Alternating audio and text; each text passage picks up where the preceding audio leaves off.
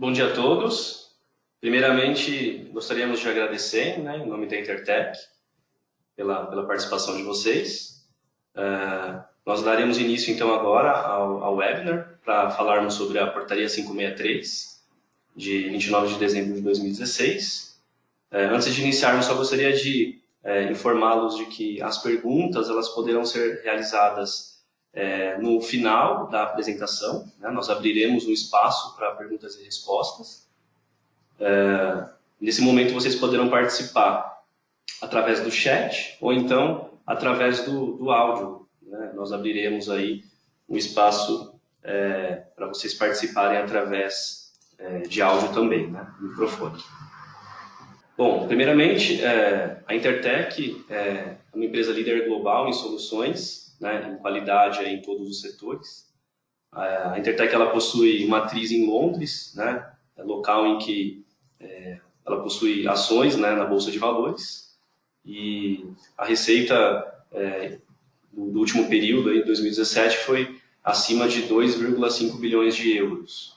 A Intertech ela opera em cerca de 100 países, ela possui mais de 1.000 escritórios e laboratórios, com 43 mil funcionários, entregando qualidade e soluções tanto para os setores de produtos, comércio e recursos naturais.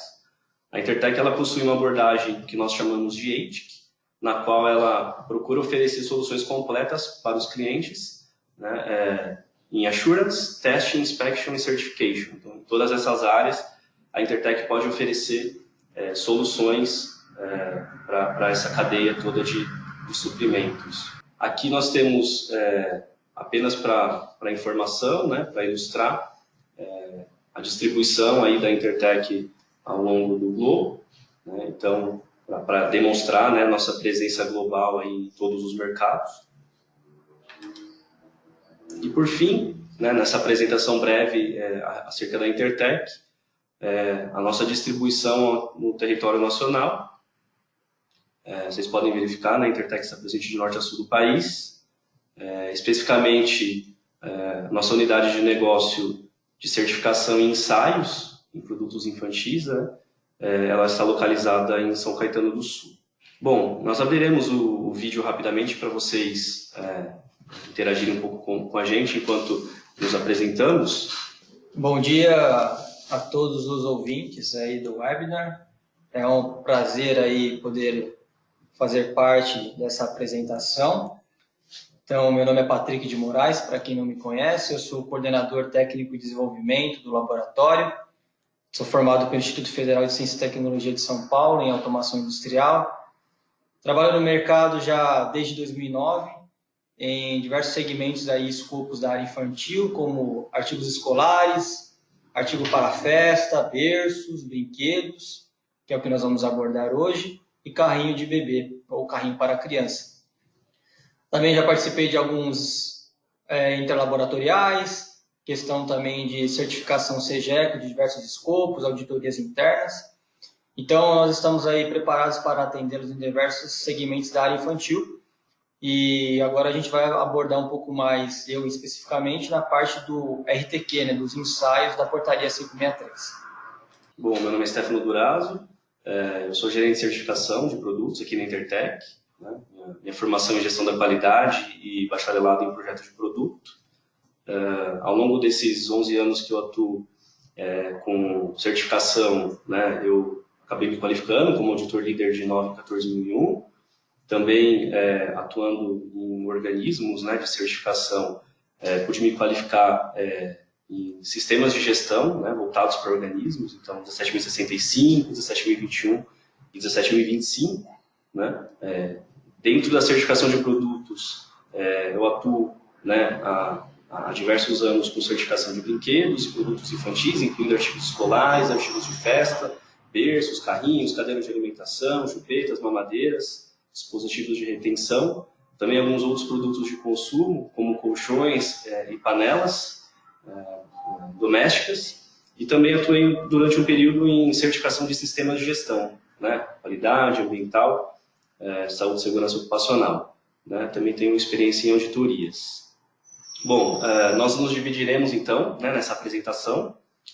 Eu no primeiro momento, falarei a respeito dos requisitos de avaliação da conformidade e da estrutura, né, de uma maneira geral, da nova regulamentação de brinquedos. E, posteriormente, passo a palavra para o Patrick, para que ele possa apresentar para vocês aí alguns aspectos técnicos relacionados aos novos requisitos, né, para os brinquedos. Tá? Então, eu vou voltar, vou retirar o vídeo para que nós possamos aí iniciar a apresentação. Uma boa apresentação a todos aí.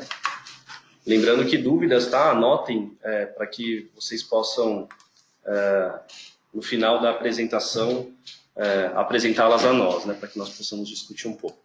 Bom, primeiramente a Intertech, né? Ela é um organismo de certificação de produtos acreditado, né? Pela Coordenação Geral de Acreditação do Inmetro. Bem, os objetivos desse webinar são apresentar brevemente a nova estrutura da regulamentação de brinquedos. Vocês vão perceber que existem algumas mudanças, né, na própria estrutura da regulamentação. Nós comentaremos sobre o RGCP, que são os requisitos gerais de certificação de produtos, né, e como o RGCP interage aí com a portaria 563. Nós abordaremos também brevemente o conceito de registro de objetos, para aqueles que não possuem né, um conhecimento a respeito disso. E principalmente nós apresentaremos aí as principais mudanças, né, introduzidas aí nos requisitos de avaliação da conformidade, bem como os aspectos relevantes aí do RTQ. Então é onde eu me dividirei aqui com o Patrick na apresentação. Então focarei nos requisitos de avaliação da conformidade e o Patrick nos requisitos técnicos aí do RTQ. E no final nós abriremos aí para eventuais dúvidas. Bom, a nova estrutura de regulamentação do brinquedo, ela já segue uma estrutura que o Inmetro tem utilizado atualmente. Ou seja, né, é uma única portaria que possui 3 partes, 3 anexos. Então, o anexo 1 é o que o Inmetro chama de RTQ, Regulamento Técnico da Qualidade. O anexo 2 é o RAC, os requisitos de avaliação da conformidade. E o anexo 3 é o selo de identificação da conformidade. O RTQ, né, como eu já disse, né, é o Regulamento Técnico da Qualidade, ele estabelece os requisitos técnicos, né, as especificações que os produtos devem atender. Então, no caso dos brinquedos, né, é no RTQ que nós encontramos aí os requisitos técnicos que os produtos aí devem cumprir para demonstrar conformidade, né? Nessa nova regulamentação de brinquedos, é o RTQ, então, que define esses requisitos mínimos de segurança, uma vez que a certificação de brinquedos tem esse foco, né?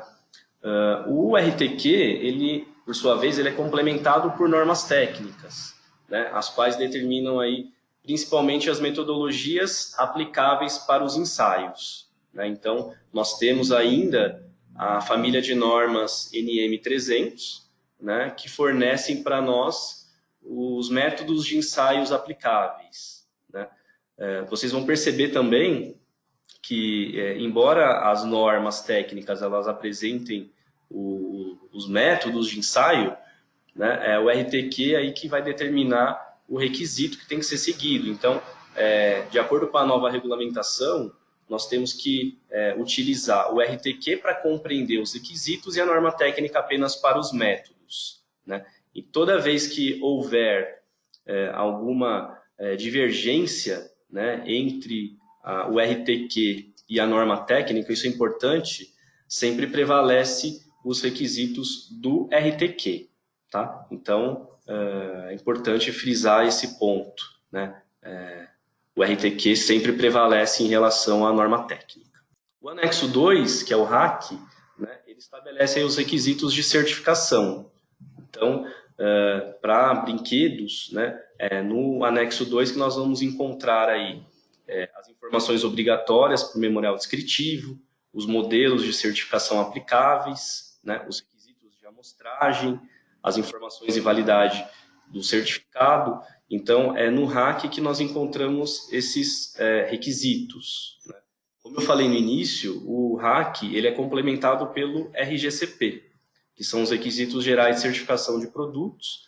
Nós vamos falar um pouquinho melhor do RGCP na sequência, né? Mas é importante já introduzi-lo, né, como um documento que determina requisitos gerais para a certificação de produtos. Então, dentro dessa nova estrutura de regulamentação, o RAC específico, que é o anexo 2 da portaria 563 para o brinquedo, ele estabelece apenas os requisitos específicos para o brinquedo.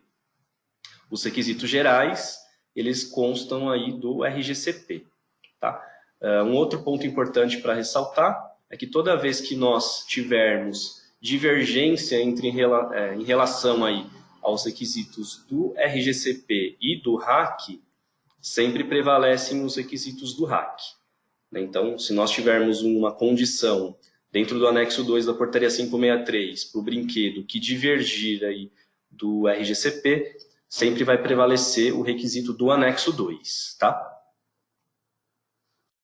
E o anexo 3 é o anexo que trata aí do selo de identificação da conformidade. Então, é nele que nós encontramos, né, os modelos de selos que podem ser utilizados, as cores, as dimensões e as regras aí para a posição do selo no produto. Então, aí vocês podem visualizar as opções disponíveis, né, para a portaria 563. E cabe ressaltar aqui, né, um ponto importante, que dentro desse anexo 3, ele também traz aí algumas frases específicas, né, que devem ser utilizadas em situações especiais.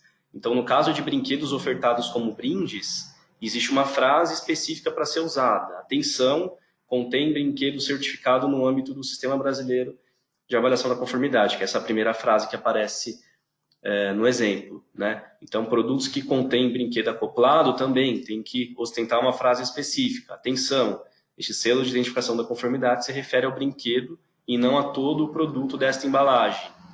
E, por fim, né, os produtos aí que possuem também, que são ofertados como brindes, né, eles também podem utilizar aí uma outra frase, que é no caso quando ele vem acoplado, né, esse produto não é um brinquedo, o selo de identificação da conformidade se refere ao brinquedo acoplado ao produto. Então, são 3 frases importantes para serem observadas, né? Nós sempre entendemos o anexo 3 apenas como os modelos de selos, mas, na verdade, eles trazem também informações adicionais. Então, é por isso que é importante se atentar a isso. Né? Então, num primeiro momento, só fazendo uma rápida comparação da estrutura atual com a estrutura anterior, né? Nós anteriormente tínhamos na coluna da direita, né, como requisitos para certificação a portaria em metro 321, portaria em metro 108 e a portaria em metro 369. Né? Então, agora a gente tem, né, essas especificações definidas, né, na portaria 563, anexos 2 e 3, mais portaria em metro 118, que é o RGCP. Então, requisitos para certificação. Com relação aos requisitos técnicos para o brinquedo, anteriormente nós tínhamos a referência direta às normas da família NM300. Então, nós encontrávamos os requisitos para os brinquedos na própria norma técnica, agora não mais. Né? Como eu disse, os requisitos eles constam aí do anexo 1, que é o RTQ. Com relação aos métodos de ensaio, vocês podem perceber, não houve alteração. Né? O que nós tivemos aí na portaria 563, o Patrick vai falar um pouquinho mais sobre isso a seguir, né? Foram alguns métodos de ensaio introduzidos no RTQ, é uma coisa que pode acontecer também, né? Mas basicamente a metodologia ela não sofreu alteração, né? E um outro ponto aí que não existia na regulamentação anterior, que era o registro de objeto, agora ele passa a integrar, né, a regulamentação do brinquedo, e os requisitos de registro eles são definidos na portaria 512 de 2016. Nós também falaremos deles nos slides a seguir. Bom, o RGCP, né, como nós já adiantamos, ele determina os requisitos gerais de certificação de produtos. O RGCP vigente ele é definido na portaria em metro 118 de 2015. Essa portaria foi complementada, então no site do Inmetro vocês encontram, né, essa portaria já disponível, inclusive com essa atualização da portaria 252. Né? Então nesse RGCP nós temos aí a definição das principais etapas do processo, né? Então, a documentação mínima a ser apresentada, as condições para tratamento de não conformidades, os requisitos para tratamento de reclamações, né, que são os requisitos que nós costumamos dizer requisitos de saque, né, e os critérios aí para emissão de certificado. Então, o RGCP ele traz todos esses requisitos gerais, né? A gente tem sempre que utilizar o RGCP em conjunto com o RAC. Então, a partir de agora, é importante ter isso em mente, né? Toda vez que você for consultar a portaria 563, você precisa ter o RGCP em conjunto, né? Para você consultar realmente os requisitos de uma maneira completa. Então, hoje você precisa utilizar os dois documentos para poder entender quais são os requisitos aplicáveis. Registro de objeto, né? Então, também, como comentei anteriormente, isso é algo novo, né, que foi introduzido aí na regulamentação do brinquedo. Os requisitos para registro eles são estabelecidos na portaria Inmetro 512 de 2015, né? Então, assim, basicamente, o registro, né, é o processo pelo qual o Inmetro autoriza você, fabricante ou importador de brinquedos, né, a utilizar o selo de identificação da conformidade, que é o selo que a gente costuma chamar de selo do Inmetro, né, no produto, e, consequentemente, a comercialização do produto no mercado. Então, é através do registro que você tem, então, a autorização para utilizar o selo no produto e, consequentemente, comercializá-lo no mercado.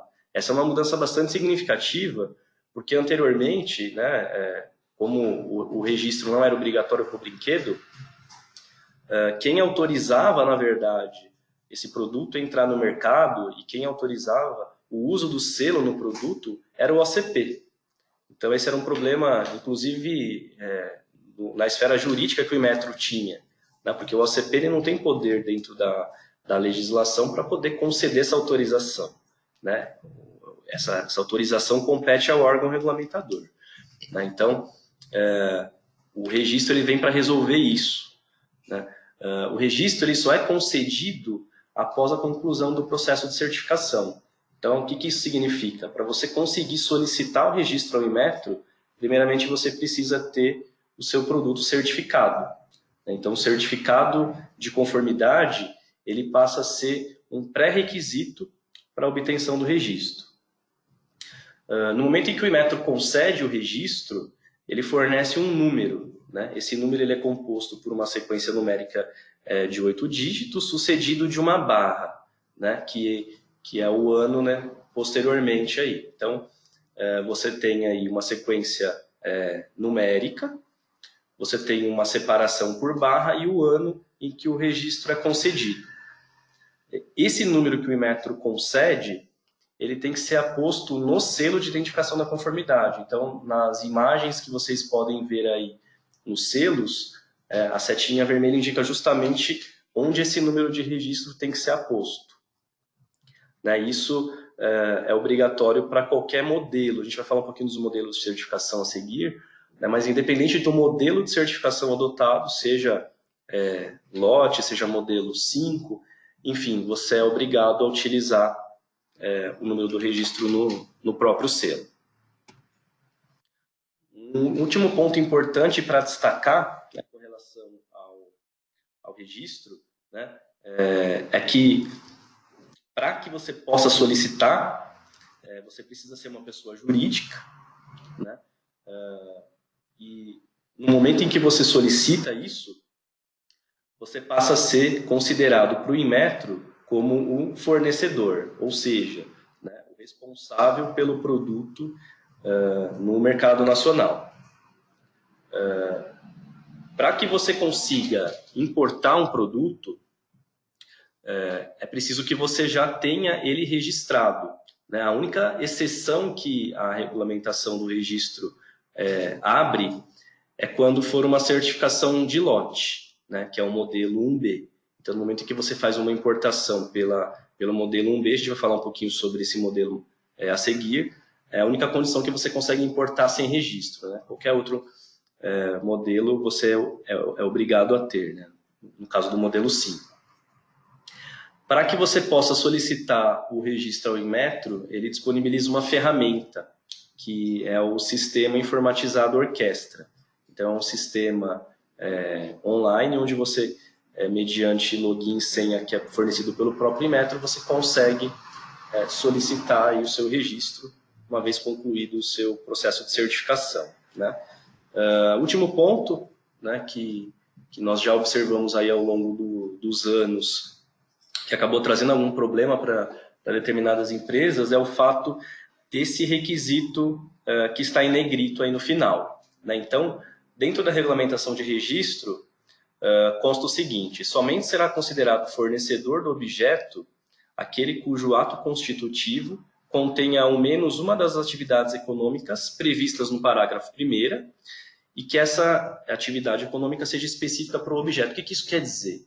Então, uma empresa que vai solicitar o registro e ela é fabricante ou importadora de brinquedos, no seu ato constitutivo, né, no seu contrato social e, né, por consequência, no seu Cadastro Nacional de Pessoa Jurídica, no seu CNPJ, é preciso que conste, né, essa atividade econômica relacionada à importação de brinquedo, à comercialização ou à fabricação de brinquedo. Então, se você não tiver no seu Cadastro Nacional de Pessoa Jurídica, no seu CNPJ, né, o KNAI relacionado a essa atividade específica para brinquedo, você vai ter o seu pedido de registro negado, tá? Então, esse ponto é importante ressaltar, porque em outros programas que também passaram a exigir registro, algumas empresas tiveram problemas nesse sentido, tá? Então, é importante estar atento a isso. Agora, né, introduzindo então os requisitos de avaliação da conformidade, o primeiro ponto que a gente vai abordar são os prazos, né? Então, a portaria Inmetro, a 563, ela foi publicada em 29 de dezembro de 2016, né? E os prazos, né, para sua vigência, elas contam justamente a partir da data de publicação. Então, o primeiro prazo que se aplica aos fabricantes e importadores é de 24 meses contados dessa publicação, ou seja, a partir de 29 de dezembro desse ano, né, os fabricantes e importadores já devem atender essa regulamentação, ou seja, você não vai conseguir importar e você não vai conseguir fabricar a partir dessa data, se você não tiver já o seu produto certificado e registrado. Posteriormente a esse primeiro prazo, de 29 de dezembro desse ano, são contados mais 6 para que o estoque de produtos certificados de acordo com a regra antiga, né, de acordo com as certificações pela portaria 321, o prazo é 29 de 6 de 2019, ou seja, né, uma vez que você tenha produtos em estoque certificados de acordo com a regra antiga, você obrigatoriamente vai ter que comercializar esse saldo de estoque, né, você vai ter que colocar esses produtos no mercado até 29 de junho de 2019. É o prazo que a gente chama de prazo de desova, né, que é justamente para você conseguir vender isso para o mercado. E, por fim, o prazo que o comércio tem, né, o ponto de venda, os estabelecimentos que exercem aí, distribuição, eles têm 42 meses contados da publicação, ou seja, então, até 29 de junho de 2020, todos os brinquedos no comércio também já devem estar certificados de acordo com a portaria 563. Né? A partir dessa data, produtos certificados de acordo com a regra antiga, eles ficam sujeitos a atividades de fiscalização. Com relação ao enquadramento, né? Então, a portaria 563, ela evoluiu bastante no que diz respeito ao enquadramento, né, de brinquedos. Então, primeiro ponto a destacar são brinquedos novos apenas, né, que são enquadrados. Esses brinquedos que são comercializados de segunda mão, eles não demandam certificação, uma nova certificação. Existe dentro da portaria 563 o anexo A, que é uma lista, né, dos brinquedos enquadrados dentro da regulamentação. Além disso, brinquedos ofertados como brindes, brinquedos distribuídos ou comercializados em promoções, brinquedos anexados a produtos que não são considerados brinquedos, por exemplo, aqueles móveis que acompanham cadeiras de descanso, enfim, né? Partes e peças que correspondam à totalidade de um brinquedo desmontado quando em embalagem destinada ao consumidor final. Então, se você vende partes e peças em embalagem que pode chegar ao consumidor final, isso também tem que ser certificado, mesmo que isso seja uma parte, né, ou uma peça. Se ele, né, na totalidade, ele representa um brinquedo, ele tem que ser certificado também. Brinquedo acessório de outro brinquedo. Livros infantis que possuam função lúdica, né? Então, isso ficou mais claro, enquadramento de livros, né? Livros para banho, livros de tecido, livros com módulos de som, livros que contenham peças para montar, livros que contenham imãs e aqueles livros que contenham cenários, né? Então, todos estão enquadrados aí dentro da portaria 563. E aos produtos, peças, acessórios, né? Peças de reposição, que por si só exercem a função de um brinquedo, também quando em embalagem destinada ao consumidor devem ser certificados. Tá? Então, o enquadramento ele ficou bem mais claro em relação à regulamentação antiga. Com relação à exclusão, né? Existe também um anexo dentro da portaria 563, que é o anexo B, que é uma lista de produtos não considerados brinquedos. Isso facilita bastante na avaliação, né, de enquadramento. Produtos lúdicos destinados a colecionadores com mais de 14 anos, né? Desde que tenham uma frase clara e indelével na embalagem, né? A seguinte frase: este produto não é um brinquedo, produto destinado a colecionadores com mais de 14 anos. Então, produtos dessa natureza também não estão enquadrados, né? Estão excluídos. Partes e peças destinadas unicamente ao comércio para fins de reposição, que por si só não exercem função de brinquedo, então essas estão também livres de certificação, essas partes e peças. Partes e peças como componentes isolados, também não destinados à comercialização, também, né, estão excluídos. E livros infantis destinados à leitura somente, ou que possuam apenas texturas, páginas para colorir, figuras adesivas, aqueles livros pop-up também estão claramente excluídos. Tá? Bem, agora falar um pouquinho sobre agrupamento para efeito de certificação. Então, primeiramente é importante colocar que o conceito de família ele se mantém, tá? Existem algumas novidades com relação à definição de família, né? Então esse conceito ele foi um pouquinho ampliado. Então, basicamente, constitui uma família de brinquedos, aqueles modelos que, cumulativamente, então é importante a gente pensar nisso, todas essas características de A a G, elas precisam ser cumulativas para que você possa considerar esses brinquedos dentro de uma mesma família.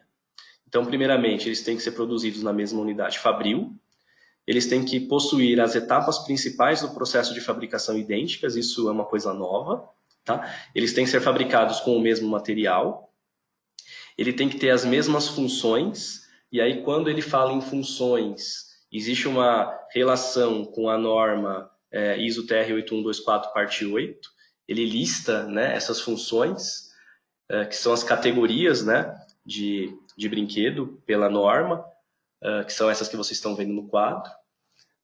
Eles têm que ter os mesmos ensaios por faixa etária, mesma fonte de alimentação de energia, tá, quando aplicável, e tem as mesmas características construtivas, podendo ser diferenciado por dimensões diferentes, inclusive geometria diferente. Então, desde que o brinquedo ele atenda cumulativamente a essas opções, ele pode ser considerado uma mesma família. Tá? Tem uma complementação, que a gente vai ver no slide seguinte, que é com relação às pelúcias e aos brinquedos elétricos, mas antes disso, só queria reforçar esse item modelo que está grifado, porque a gente vai falar dessa definição de modelo, tá? Isso é uma característica que foi alterada, tá? E que influencia diretamente aí na contagem de pais, principalmente. Só complementando o conceito de família, para as pelúcias, a gente também considera, além de tudo isso que a gente viu no slide anterior, o tamanho. Então, de 0 a 15 centímetros é uma família, maior que 15, menor que 50 é outra família, maior que 50 é outra família. E, além disso, considerar também para as pelúcias o material exterior, os tipos de enchimento, modo de costura e fixação dos componentes. Então, para que você consiga manter as pelúcias numa mesma família, além de todas aquelas características que nós vimos no slide anterior, elas precisam também atender a essas características que eu acabei de citar. E para os brinquedos elétricos, se for um brinquedo a pilha ou acumulador, uma família; se for brinquedo com transformador, outra; e se for brinquedo com dupla alimentação, outra família. Então você não pode compor família com essas diferenças na fonte de alimentação. Como eu comentei, né, o conceito de modelo, isso é um ponto importante para a gente frisar. Pela definição de modelo agora da nova regulamentação, são conjunto de exemplares de brinquedos produzidos na mesma unidade fabril, que apresentam igual projeto, processo produtivo, material e dimensões, né, com essa condição, podendo se diferenciar apenas por variação de cores e estampas. Então, o que isso significa? Se você tiver um modelo que tenha o mesmo projeto, o mesmo processo, e que você tenha apenas essa variação de cor, como foi esse exemplo dos carrinhos aí que aparece no slide, embora você tenha 6 modelos de carrinhos, na verdade, para fins de contagem, você vai considerar apenas como um modelo com 6 variações. Tá? Quando a gente, isso, num primeiro momento, pode parecer que não tem muito impacto, mas quando você vai considerar a contagem de modelos para definição dos ensaios necessários, né, principalmente para a definição dos pais de família, isso faz toda a diferença. Então, pela nova regulamentação, pai de família é um modelo que apresenta maior complexidade e maior número de requisitos aplicáveis exigidos no RTQ. Então, quando você classifica uma família, você vai escolher os pais que são esses modelos com maior complexidade para os ensaios. Na hora de você fazer a contagem dos pais, para ver quantos ensaios você vai precisar fazer, para famílias com até 10 modelos, você seleciona apenas um único como pai. Para famílias com mais de 10, você seleciona 20% do total de modelos como pai. Então, se você considerar que atualmente você pode considerar, né, você pode levar em conta essas diferenças de cores, se você tiver numa família essa variação, como no exemplo dos carrinhos aí, ao invés de considerar 6 modelos para contagem de pais, você vai considerar apenas um modelo. Então, seria um modelo de carrinho com 6 versões de cores. Né? Então, isso faz toda a diferença. E se você tem famílias com muitos itens, com muitas variações de cores, você vai contar, na verdade, um modelo para cada característica ali de carrinho, não levando em conta essas variações de cores. Tá? Então, isso é uma mudança bastante importante dentro desse conceito de família. Com relação aos modelos de certificação, né, permanece o modelo 5, que é um modelo que avalia o sistema de gestão da fábrica, né, e que também avalia o produto em ensaios, né, tanto iniciais quanto em manutenção. O modelo de certificação de lote, ele também permanece, ele mudou de nome agora, ele é chamado de 1B ao invés de modelo 7. E existe o modelo 4, né?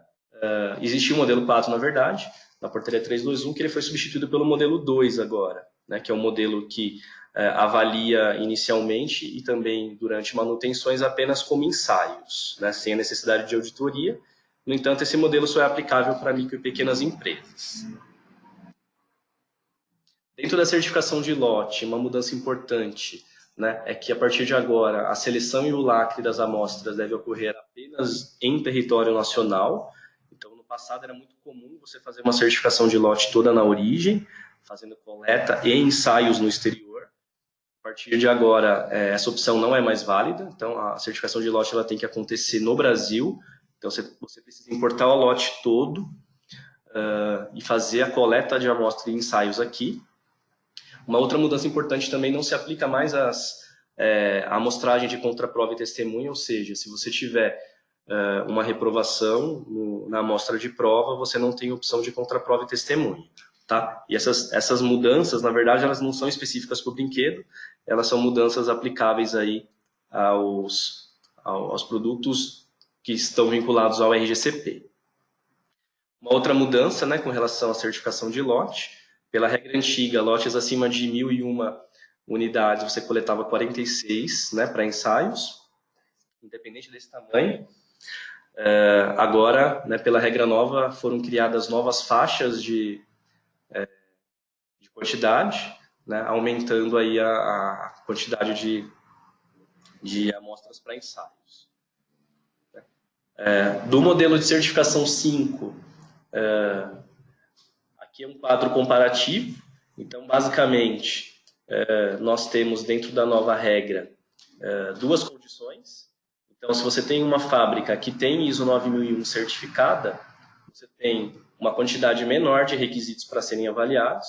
Se for uma fábrica sem certificação ISO 9001, você precisa avaliar mais requisitos, né? Então, esse quadro ele ilustra bem, né? Inclusive na coluna da direita, que é a regra antiga, ele deixa claro aí essa diferença, né? Da quantidade de requisitos a serem avaliados. Então, basicamente essa condição, com ISO 9001, sem ISO 9001, a quantidade de requisitos aumenta.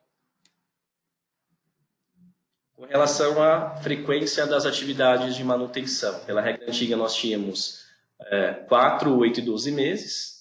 A partir de agora, pela regra nova, nós temos a primeira manutenção em 6 meses, a segunda manutenção após 6 meses, e se não tiver nenhuma não conformidade, a partir de então passam-se a contar aí as manutenções de 12 em 12 meses. Havendo não conformidade, o ciclo reinicia para 6 meses. Quanto à validade, né, dos certificados, a partir de agora o certificado passa a ter 3 anos de validade. Anteriormente, a validade ficava atrelada à própria frequência da manutenção. Então, essa é uma mudança importante. Todos os certificados obrigatoriamente passam a ter 3 anos de validade. Bom, vou passar a palavra agora para o Patrick. Ele vai falar um pouco sobre os requisitos técnicos da qualidade aplicáveis aos brinquedos.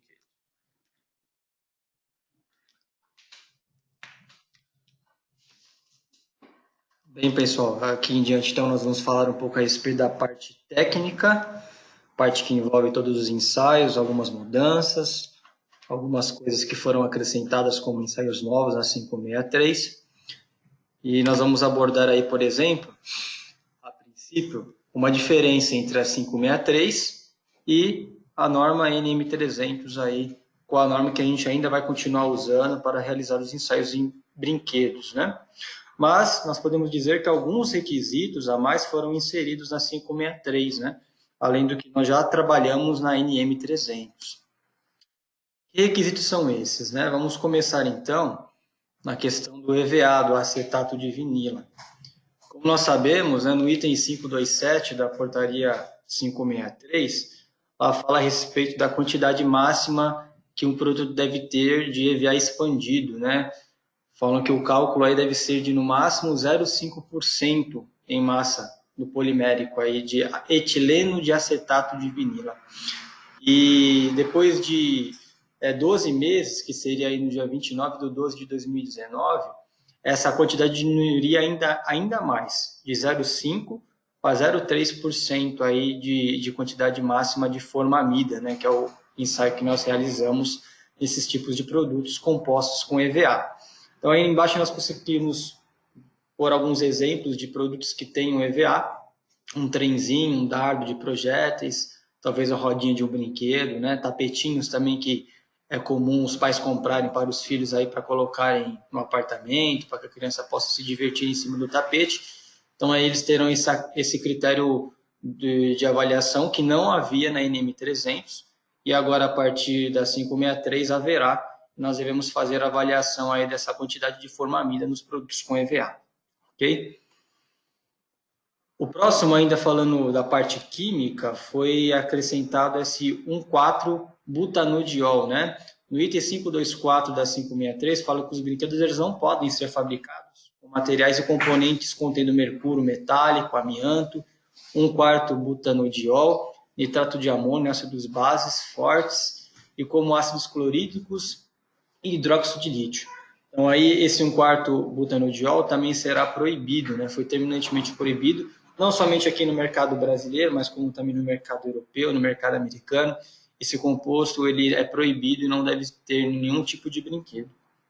Isso também na nossa norma, hoje em dia, que nós trabalhamos, ele não fala nada a respeito desse 1,4-butanodiol. E agora nós vamos falar um pouco a respeito da parte mecânica, né, das principais mudanças que houveram aí.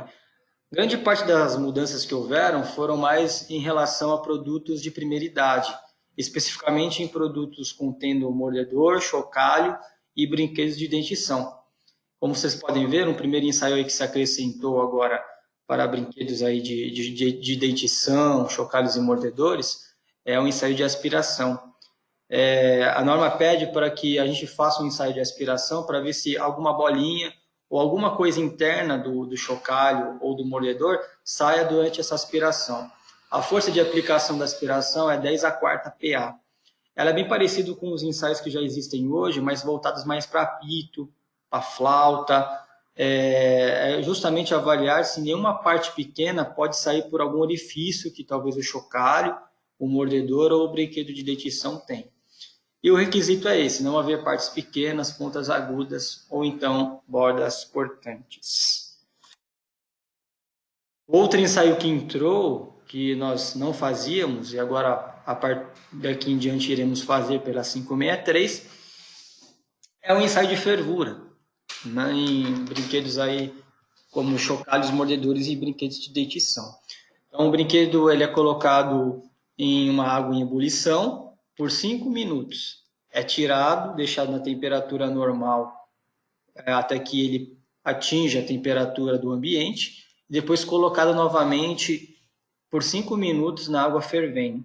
Esse ensaio tem que ser repetido cerca de 5 vezes, se eu não me engano, 5 a 6 vezes, para ver se o brinquedo ele não deforma, ele não gera parte pequena ou algum outro risco para a criança. Então é um ensaio novo que haverá na 563, que na nossa norma hoje em dia também não abrange, né? O outro ensaio que nós iremos fazer também em brinquedos de dentição, chocalhos e mordedores, será um ensaio de mordida, conforme vocês podem ver aí, né, na imagem. Então, nós iremos fazer um ensaio de mordida, fazendo uma aplicação de uma força para ver se o brinquedo ele não rompe, ele não quebre, não gere partes pequenas, bordas cortantes e assim por diante. Então, nós iremos fazer todos os ensaios de mordidas em chocalhos, brinquedos de dentição e mordedores também.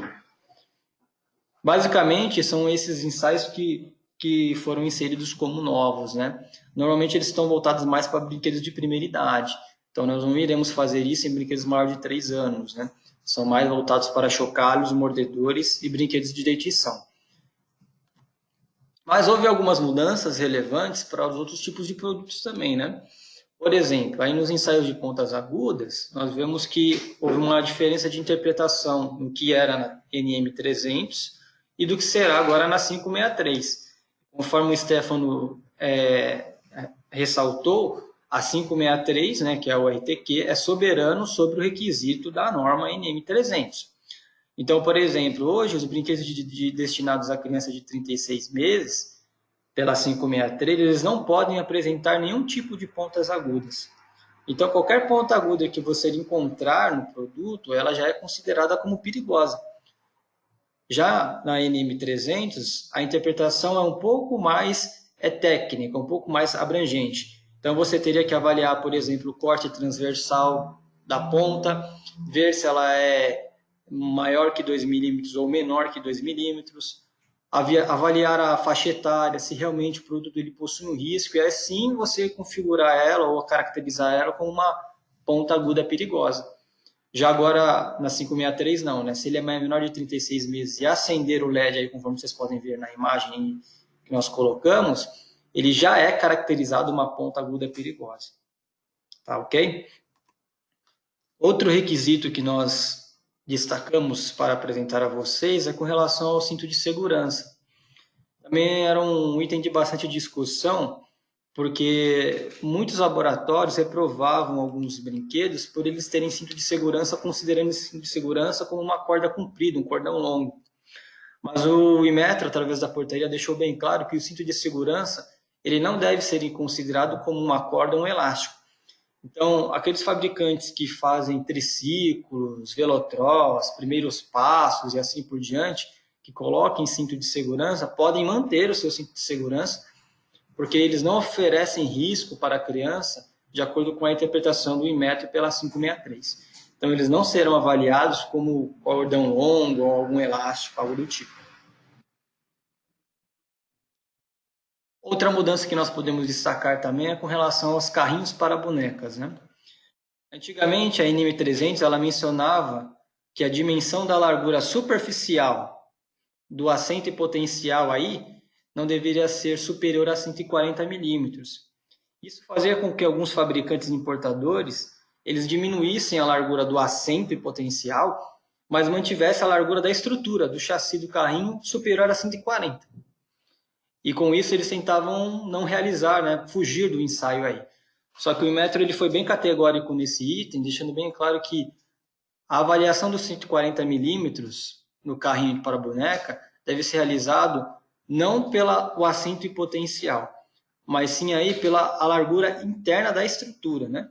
Então, se o carrinho ele tem uma largura interna estrutural de 140 milímetros ou mais, o ensaio no carrinho para a boneca deve ser realizado. Porque esse ensaio é um ensaio bem rigoroso, né? Você aplica cerca de 50 quilos sobre o assento do carrinho de boneca. E muitos carrinhos não suportam isso, porque é uma carga bem excessiva. Outra mudança aí que nós gostaríamos de destacar é com relação aos patins, skates, carrinhos de rolemãs, rollers e patinetes, né? Antigamente, na rotulagem do item 426, para o uso de equipamento de segurança, só abrangia patins e skates.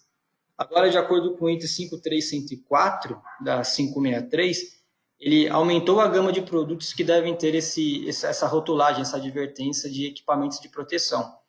Isso abrange, além de patins e skates, os rollers, os patinetes, os carrinhos de rolemãs e assim por diante, né? Então, agora os patinetes são obrigatórios a ter, os rollers e carrinhos de rolemãs também tem que ter aí o aviso para o consumidor para que a criança use o equipamento de segurança ao utilizar esses produtos. Agora vamos destacar um pouco a respeito da inflamabilidade também, né? Então, no item 549, fala a respeito de adornos de cabeça e fantasias que são destinados a serem vestidos pela criança, eles podem ser considerados como chama auto-extinguível. Era uma palavra que não entrava muito em detalhe na NM300 parte 2. A chama auto-extinguível, conforme vocês podem ver no desenho aí, é quando ela não chega a queimar toda a parte achurada do desenho. Então, ela chega mais ou menos aí até a metade e ela mesma se extingue, ela acaba. Então, ela pode ser considerada não um produto que oferece risco para a criança, porque a chama ela simplesmente se apaga no decorrer da queima. Então, você pode enquadrar muitas vezes agora o produto como uma chama auto-extinguível, que no decorrer do ensaio ela simplesmente se apaga e ela não continua queimando o produto, o material no caso. Outra parte bem interessante de muita discussão, talvez uma das partes que mais aí chamam a atenção dos fabricantes, dos importadores, é com relação às marcações, legendas, instruções de uso e informações obrigatórias que vão ter agora na embalagem do produto, né? Por exemplo, no item 5913 fala a respeito da data de fabricação, né? Antigamente não era obrigado a colocar isso através da NM300, né? Então, agora você será obrigado a colocar na sua embalagem a data de fabricação do produto. Ela não obrigatoriamente precisa ser feita por meio de datas, mas pelo menos ela precisa ter um código ou uma marcação que faça com que você consiga identificar a fabricação do seu produto. É importante vocês mencionarem isso para os seus organismos de certificação, porque quando o produto for para ensaio e for através de um código, muitas vezes o laboratório não vai saber interpretar se aquele código realmente é a data de fabricação do produto. Isso pode gerar uma não conformidade desnecessária a vocês. Então, é fundamental que vocês informem ao organismo de certificação de produto que vocês estejam certificando como que é feito aí a identificação, a data de fabricação do produto de vocês, se é através de um código, que código é esse, que numeração que vocês usam, se vocês têm uma letra, ou então, quando está por data de fabricação, fica bem mais fácil você identificar, né? Outra coisa importante é com relação às dimensões das palavras atenção, cuidado e advertência. Era uma coisa que nós não fazíamos antes, medir o tamanho dessas palavras, né? Essas palavras, hoje, elas têm que ter altura mínima de 5 milímetros. Além disso, elas devem ser escritas em caixa alta. Não podem ter letras minúsculas aí nessas palavras de atenção, cuidado e advertência. Então, fique bem claro que as palavras devem ser escritas em caixa alta e conter uma altura mínima de 5 milímetros, né? Para todos esses tipos de advertências. E as frases subsequentes, por exemplo, atenção, não é recomendável para menores de 3 anos. Então, as palavras subsequentes à palavra atenção, cuidado e advertência, elas devem ter a letra não inferior a 2 milímetros de comprimento. E elas podem ser escritas aí em letras maiúsculas também, e não minúsculas, né? Então, é importante esses detalhes, pois isso daí também são coisas que não haviam na NM300, que muitos fabricantes e importadores terão que adequar suas embalagens para que eles não tenham nenhum problema com relação a não conformidades no decorrer do ensaio. Aí eu pus um exemplo para que vocês possam visualizar melhor, né? Então, é uma frase bem comum nos brinquedos, atenção. Notem que a palavra lá, atenção, está destacada. Ela tem mais que 5 milímetros, aí, ou igual a 5 milímetros. Ela está em caixa alta, ou seja, não tem letras minúsculas. E as frases subsequentes à palavra atenção, a cota tem que ser de 2 milímetros ou mais, também em letras maiúsculas. Aí, dessa forma, você atende aos requisitos da 563. Lógico, isso é só um exemplo para a questão aí de não conter partes pequenas, mas isso abrange para qualquer outro tipo de rotulagem que você precisa inserir no seu produto. Por exemplo, atenção, né? É recomendável a montagem de um adulto no produto, no brinquedo no caso. Então você tem que também seguir a regra do tamanho das letras que a 563 exige aí.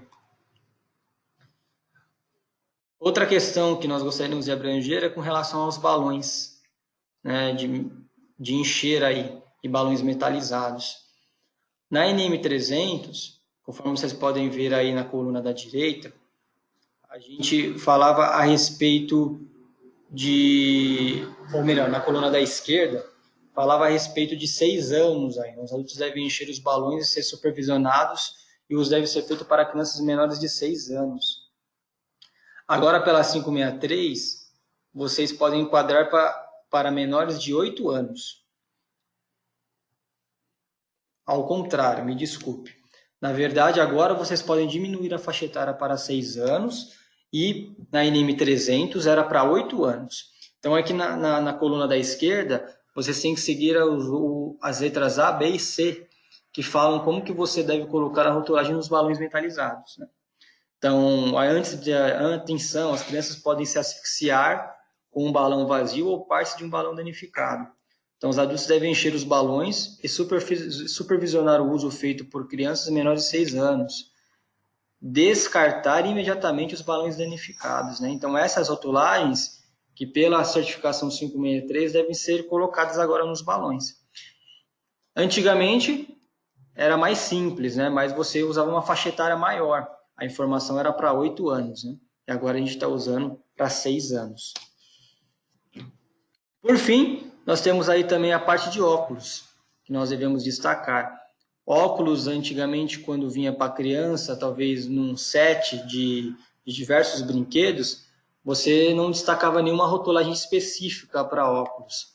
Agora, devido a algumas lentes não serem próprias para um uso constante, a 563 colocou essa advertência: atenção, este produto não oferece proteção contra radiação ultravioleta e solar. Porque o Inmetro notou que algumas crianças têm usado esses óculos na praia, ao ir em parques, no dia a dia, ao ir à escola, e ela não oferece a devida proteção que um óculos, né, certificado, ensaiado, a lente de um óculos convencional oferece aí contra os raios ultravioletas. Então, o fabricante ou importador que trouxer óculos, ele precisa mencionar esse tipo de advertência aí na sua embalagem. Também colocamos em consideração a advertência que haverá aí para escorregadores, balanços, argolas, trapézios, cordas e brinquedos semelhantes, né? Agora será obrigado a colocar a advertência e utilizar sob a supervisão de um adulto. Antigamente não era. Muitos hoje já colocam, né? Mas agora se tornou obrigatório colocar essa advertência.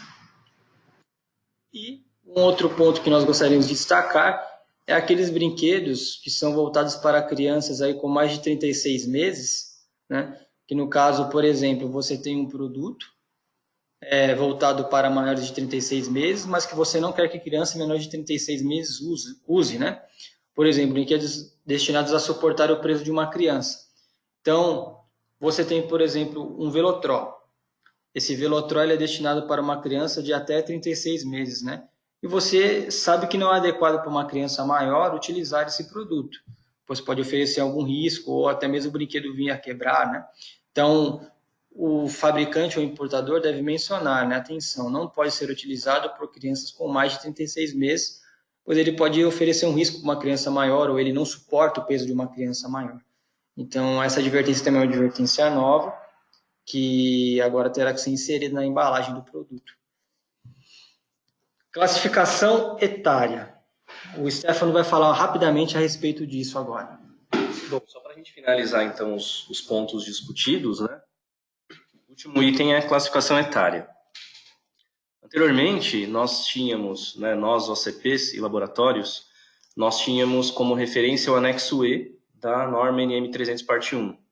Então, esse anexo ele era orientativo, ele era informativo.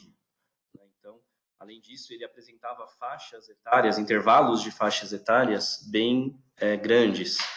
Então, facilitava bastante o estabelecimento aí da faixa etária indicativa para os brinquedos, né? Eram faixas muito abrangentes e também, né, era algo informativo, não era algo normativo, né? A partir da portaria 563, foi isso dentro do anexo D, né, da 563, foi definido que os brinquedos comercializados no Brasil devem seguir o enquadramento aplicado por essa norma, né, a BNT ISO TR 8124/2015. Então, a partir de agora, isso passa a ser um requisito de fato, né?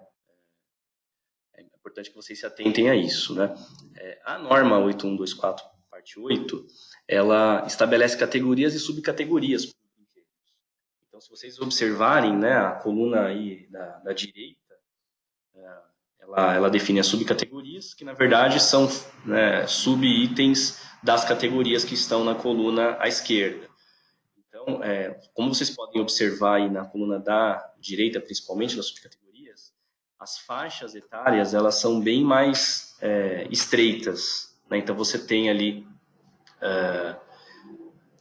4 a 8 meses, 8 a 12 meses, 12 a 18 meses. Então, são faixas etárias bem mais restritas. Então, isso tudo tem que ser observado muito bem no momento em que vocês forem preencher os memoriais descritivos, né, para o início do processo. Lembrando que as faixas etárias anteriormente estabelecidas pela NM 300, elas eram bem mais abrangentes. Então, por isso que é importante que vocês façam uma análise crítica, né, em toda a definição aí de faixa etária indicativa para poder se adequar a esses requisitos, né? Além disso, o anexo D ele determina um padrão para se colocar essa informação, né? Então, você tem ali alguns exemplos indicando um mais, né, a maneira aí de se referir a essa faixa etária. Tá? E para concluir, existe agora, dentro da tabela 3 da portaria 563, uma tabela, né, que determina ali a faixa etária, o perigo, a frase obrigatória e o selo, né, o símbolo aí gráfico de advertência para ser aplicado. Então, é uma tabela bem mais organizada, né, ela é bem autoexplicativa. Então, no momento em que você tem um perigo, já existe ali a faixa etária, já existe a frase que você tem que apor para aquele determinado perigo e também a definição do símbolo de advertência, né, se for obrigatório. Então, é importante frisar isso.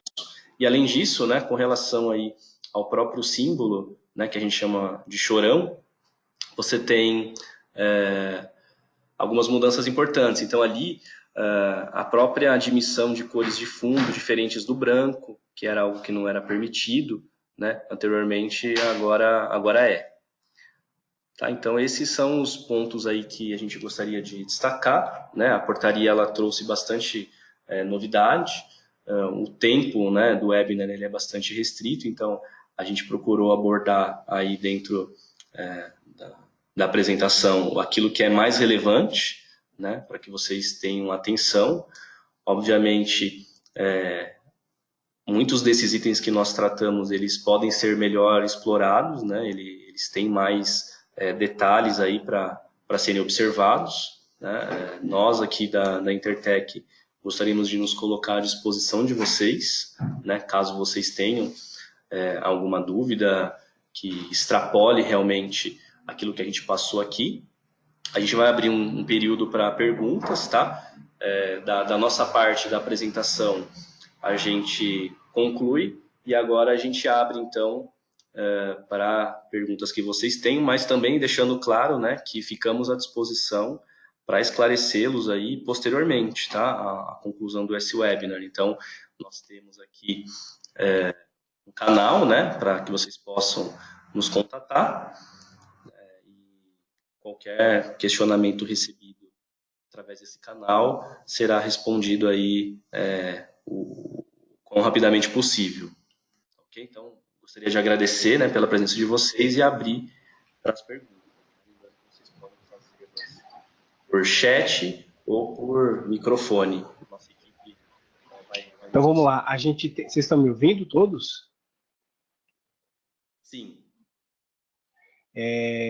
Stefano, a gente tem uma pergunta aqui do Maurício, que ele escreveu aqui para a gente. Eu vou falar para todos ouvirem e aí você pode responder. Pois não. Ele pergunta aqui se as variações de cores tiverem códigos de barras diferentes, como é que deve ser feito? E a indicação de faixa etária deve ser, por exemplo, 3 mais ou pode ser mais 3? Tá, vamos lá. Então, respondendo a primeira pergunta. É uma excelente pergunta, né, com relação aos códigos de barra. Então, anteriormente, né, os organismos eles consideravam essas variações de códigos de barra como variações de modelos. Então, se você tem aquele mesmo carrinho, mesma geometria, mesmo projeto, mesma matéria-prima, enfim, e você tinha ele azul, amarelo e vermelho, o organismo ele entendia como 3 modelos, ainda que fossem iguais, somente alterando a cor. Da mesma forma, um exemplo dos balões, né? Você tem diversos balões que têm aí estampas diferentes, personagens infantis, por exemplo, diferentes, só que do ponto de vista estrutural ele tinha ali o mesmo material, as mesmas dimensões. Então, anteriormente, todas essas variações eram consideradas como variações de modelo. A partir de agora, não. Então, você tem o organismo vai considerar como um modelo e com diferentes versões, né? Esse termo versões, ele já é bastante comum em outros programas, tá? No caso do programa de berços, por exemplo, esse conceito ele já é aplicado há bastante tempo.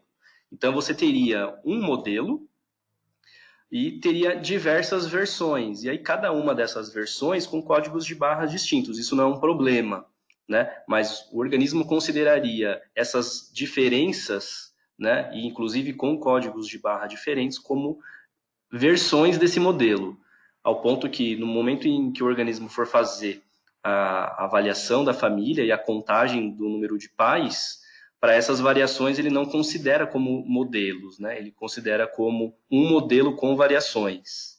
Tá? Então, respondendo a primeira pergunta. Com relação à segunda pergunta, da maneira de se referir à faixa etária, né? Então, até queria colocar um ponto, né, que a portaria 563 ela está sendo atualmente trabalhada pelo Inmetro, né? Então, foram identificadas algumas inconsistências desde a publicação dela. Foi um trabalho né, de análise feito pelos organismos, pela comissão de estudo mesmo de segurança de brinquedos da BNT, e foram apresentadas, então, sugestões para o Inmetro de correção, né? E um dos pontos que o Inmetro está trabalhando, Já existe, inclusive, uma minuta de portaria complementar que nós já temos acesso, né, como organismos, aí estamos alinhando com o Inmetro, que justamente está trabalhando esse ponto, né, da maneira correta de se referir à faixa etária indicativa. Então, respondendo, né, 1 mais ou mais 1, não tem problema, tá? Tanto faz a maneira que você coloca ali na sequência, se você vai colocar 1 mais antes ou depois. Né? Um ponto que o método está trabalhando dentro dessa minuta é você indicar a faixa etária dentro da mesma unidade. Então, por exemplo, se você indica seu produto para uma faixa etária de 4 meses a 12 meses, então que você se refira 4M ou 4 meses a 12M ou 12 meses. Não colocar 4 meses a 1 ano, porque aí você está misturando duas unidades, está falando em meses e ano. Então esse é um ponto que o método está trabalhando, mas com relação à sequência, né, ou até mesmo se você vai escrever indicado para crianças maiores de 1 ano, ou se você vai colocar 1 mais, né, isso o método está flexibilizando um pouco. Né? Então, assim que essa portaria complementar for publicada, vocês terão um período de consulta pública, né, até para opinar, mas é algo que eu já queria adiantar, está sendo bastante flexibilizado pelo Inmetro. Maravilha agora. Agora, a Monique tem uma pergunta para fazer. Monique, eu vou abrir o seu microfone e você pode fazer a sua pergunta.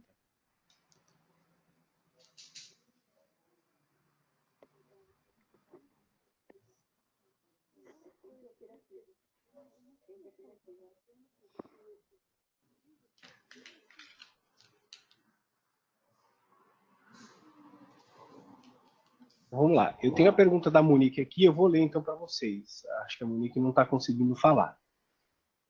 As frases obrigatórias devem obrigatoriamente constar no manual de instruções, mesmo em brinquedos pequenos que não acompanhem manual de instruções, por exemplo, brinquedos de primeira infância, personagens com vibração que vão em gancheira. Pode repetir de novo, por favor, a pergunta? Claro, vamos lá. Ela pergunta aqui, a Mônica Schatter. As frases obrigatórias devem obrigatoriamente constar no manual de instruções, mesmo em brinquedos pequenos que não acompanhem manual de instruções, por exemplo, de primeira infância, personagens com vibração que vão em gancheira? A questão aí das marcações, por exemplo, se o brinquedo ele não tem manual de instrução, é preferível que ele seja colocado na embalagem. Mas vamos pensar aí no caso que ela citou, né? No brinquedo de primeira idade, normalmente, não vem quase nenhuma advertência de informação para o consumidor, por exemplo, a respeito de partes pequenas, bordas cortantes, pontas funcionais. Então, normalmente vai ser difícil você exigir por exemplo, as dimensões atenção não recomendável, né? A questão aí que a gente tem que abordar é muito mais para produtos maiores, de 3 anos, por exemplo, né? Aí talvez ela tenha que colocar essa rotulagem. Mas para brinquedo de primeira idade, isso afeta pouco, porque a identificação do fabricante não vai ser medida a dimensão, a data de fabricação também, que é obrigatória para todo tipo de brinquedo, também não vai ser necessário, a não ser que o produto ela precisa ter uma atenção montado por um adulto. Aí é importante que, no caso, coloque na embalagem do produto, né? Ou então num tag, que caso não dê para colocar num produto assim, coloque num tagzinho, algo do tipo, ou na própria embalagem do lado externo mesmo, obedecendo aí, seguindo as regras de tamanho que está na 563. Maravilha, então. Agora a Renata também tem uma pergunta, Renata Rodrigues. Renata, eu estou abrindo o seu microfone, se você quiser falar, esteja à vontade.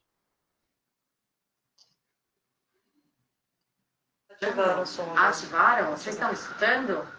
Sim, Renata. Pode falar, Renata. Sim. Sim. Bom dia. Nós temos uma dúvida sobre o formato de produto nosso que a gente importa. É um livro com miniaturas. Então, assim, o processo dele de fabricação é o mesmo. Eles possuem o mesmo material, o mesmo processo de fabricação, na mesma fábrica, só que a miniatura em si, ela diferencia os moldes, depende do personagem.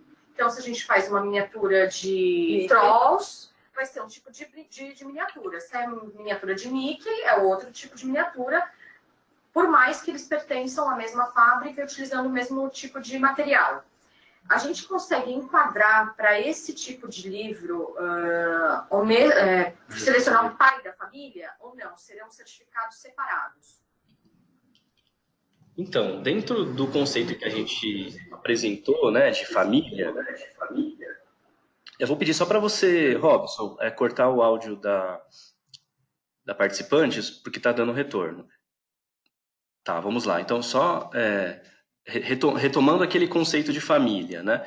Então, você pode ter variações ali de formato, né? Inclusive, a portaria deixa claro que mudanças de geometria são permitidas, né? Eu vou até voltar, vou procurar voltar ao slide que fala da família, fica até mais fácil, fica mais claro, né? Então, para que sejam consideradas mesma família, você tem que atender cumulativamente a todos esses itens. Se você observar no item G, que é o último, ele fala mesmas características construtivas, podendo ser diferenciado por dimensões diferentes, inclusive geometria diferentes.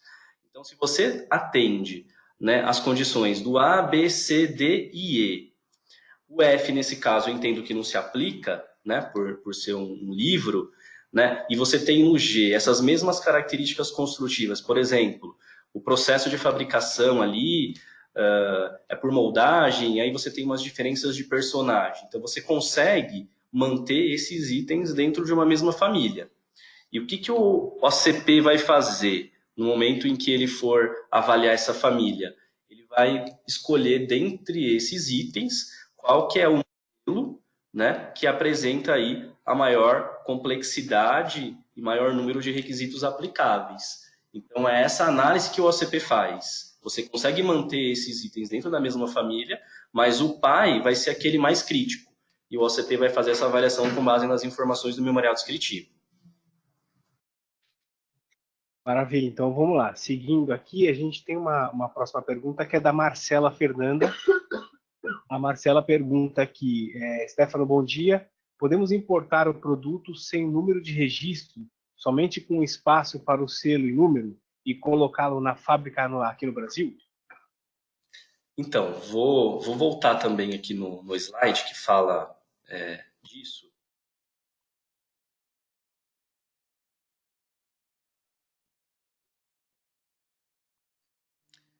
Então, qual que é a única condição que o Inmetro atribui aí, né, para uma importação sem registro? Quando for uma certificação de lote, quando for um modelo 1B. Então, pela regra, você precisa importar o lote. Então, como você é obrigado a fazer a coleta de amostra e os ensaios no Brasil, não tem como você importar ele certificado.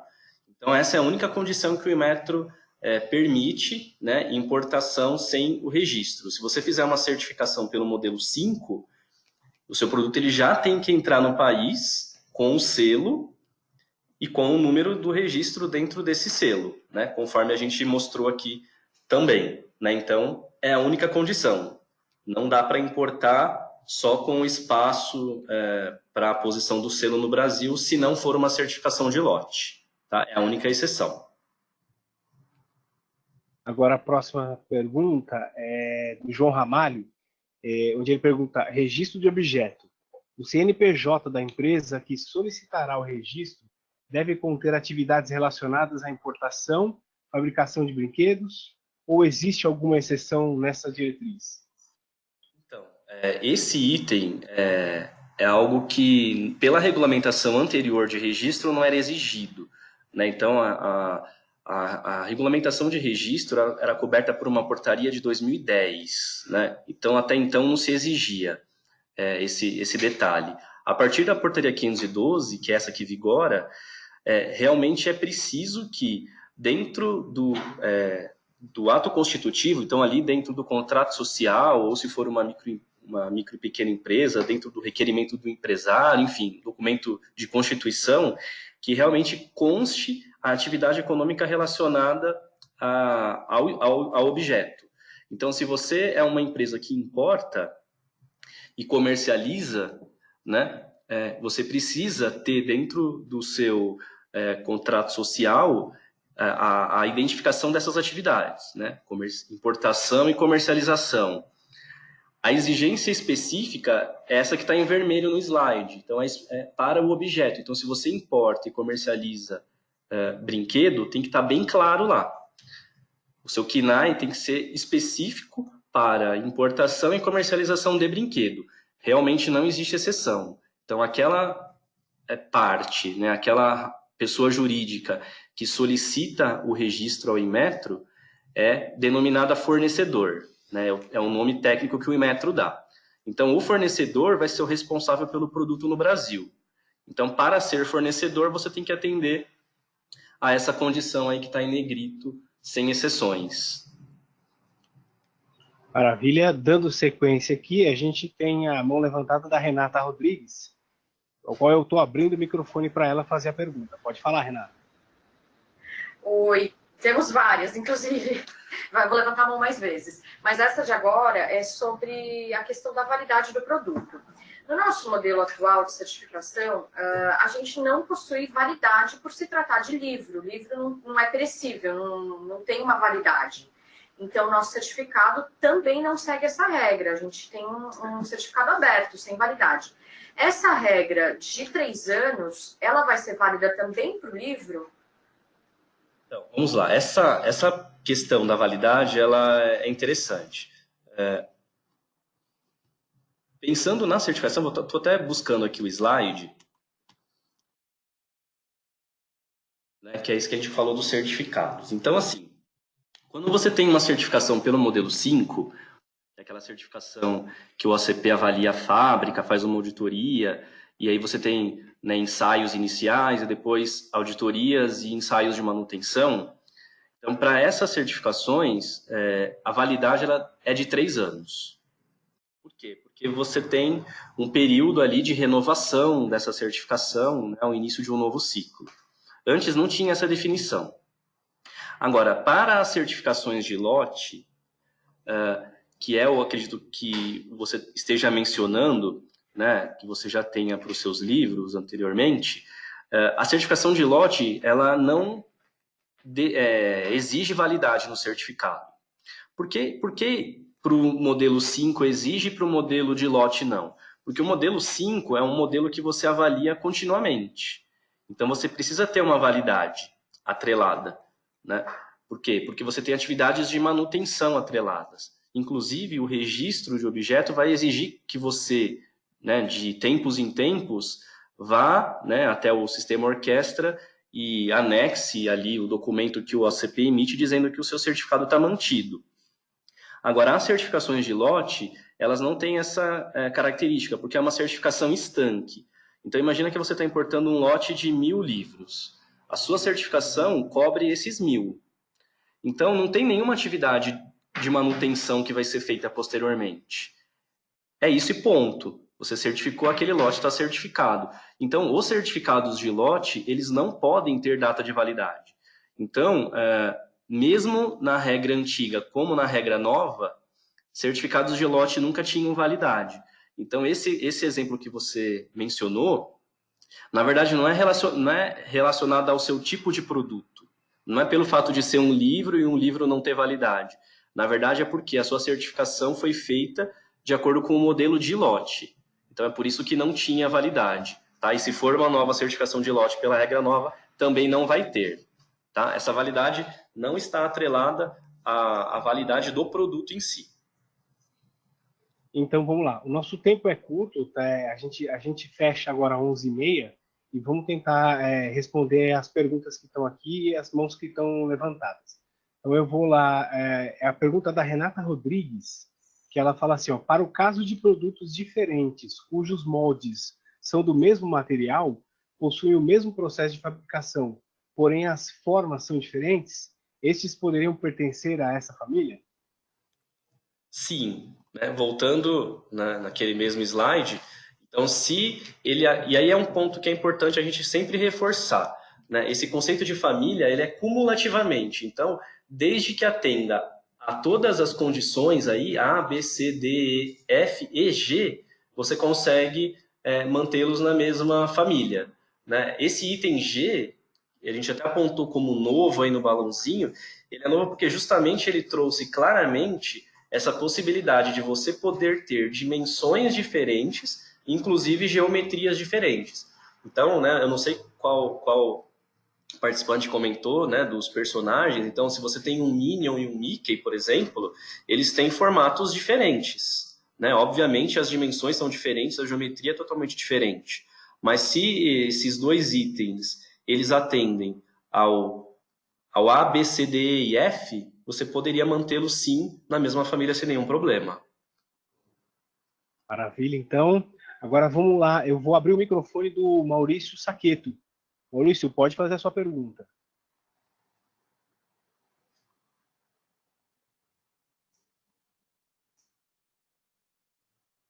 Acho que ele não está conseguindo, mas tem aqui, ó, eu vou ler. Só mais uma pergunta. É possível certificar com o CNPJ da sede e posteriormente importar através de uma filial da empresa?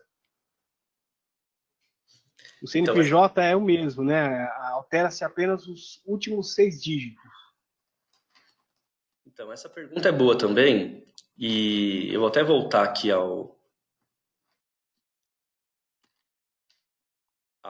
slide de registro. A gente não abordou esse ponto especificamente, tá? E até queria ressaltar um ponto, porque quando se trata de registro, o Inmetro, ele entende que é sempre uma relação entre a empresa, seja ela uma empresa fabricante aqui no Brasil, ou seja ela uma empresa importadora. Então, é uma relação entre essa empresa e o Inmetro. No processo de registro, o Inmetro ele não quer que o OCP, que o organismo de certificação, ele participe, né? Então, isso, né, o registro ele já existe desde 2010, então, há 8 anos, pelo menos, eu escuto isso reiteradamente do Inmetro nas reuniões em que eu participo.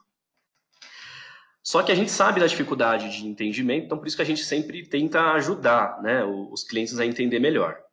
Então, assim, falando dessa condição, né, o solicitante do registro é aquele CNPJ que vai lá e pede o registro.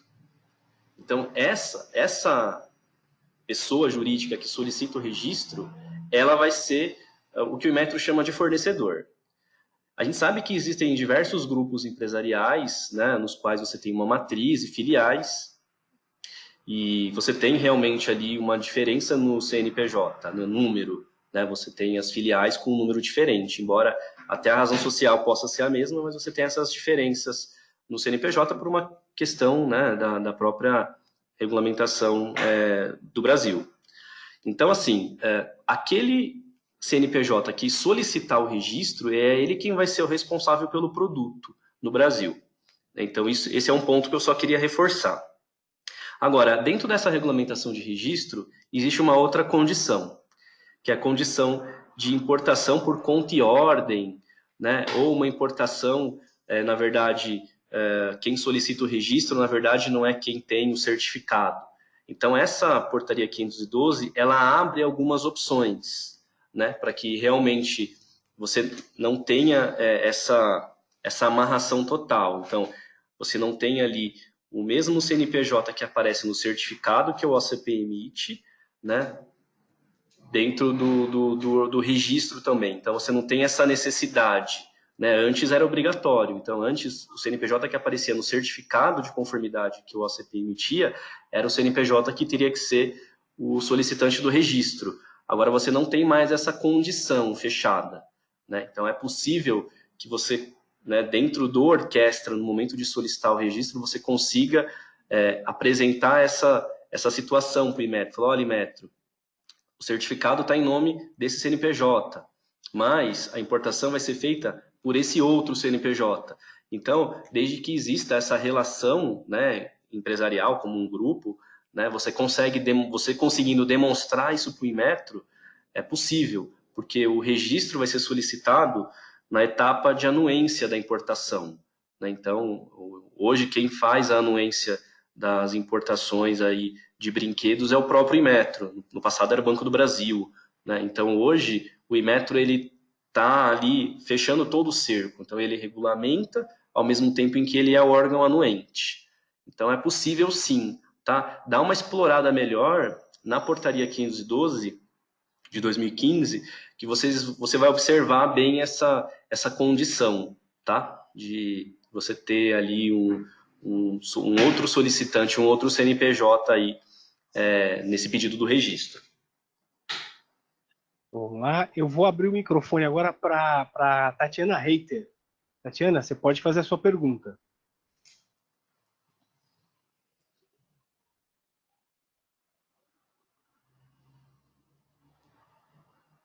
Acredito que ela esteja com dificuldade, mas a pergunta dela é se ao final do período, né, o prazo para comercialização dos produtos, ainda tivermos produtos em estoque, como pode ser feita a migração da certificação para a nova portaria? No caso de certificação sistema 7, 1B. Certo, vamos lá. Esse item, inclusive, é um item que está sendo discutido com o Inmetro, né? Por quê? Os produtos que foram já certificados de acordo com a portaria 321 são produtos seguros, né? São produtos que foram testados e avaliados de acordo com a regulamentação.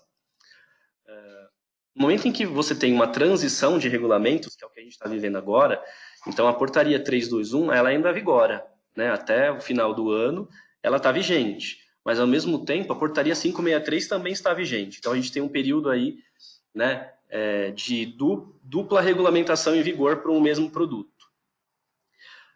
Então assim é complicado, né, você dizer que um produto que já esteve certificado, né, e enfim, que demonstrou que é seguro, a partir de determinada data ele não pode mais estar no mercado. Então é um ponto bastante polêmico, né? Então o Inmetro ele já foi acionado nesse sentido para pelo menos verificar se ele pode prorrogar esse prazo, né?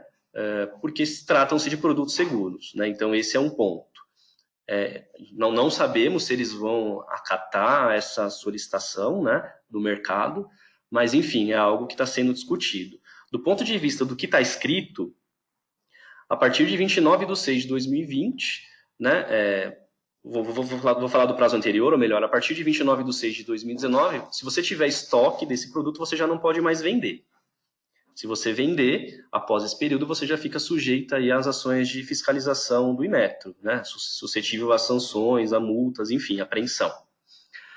A alternativa que existe, né, para você regularizar a certificação que você tem, né, os produtos certificados pela portaria 321, a portaria 563 seria uma certificação de lote pela portaria 563. Então, como é que você faria? Como é que você procederia?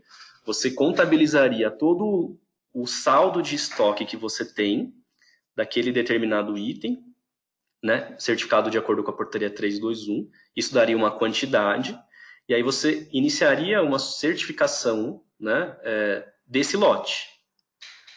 Então, o que seria certificado seria justamente esse saldo, que é o que você possui, que você não conseguiu vender, por exemplo, né, a partir de 29 de junho de 2019.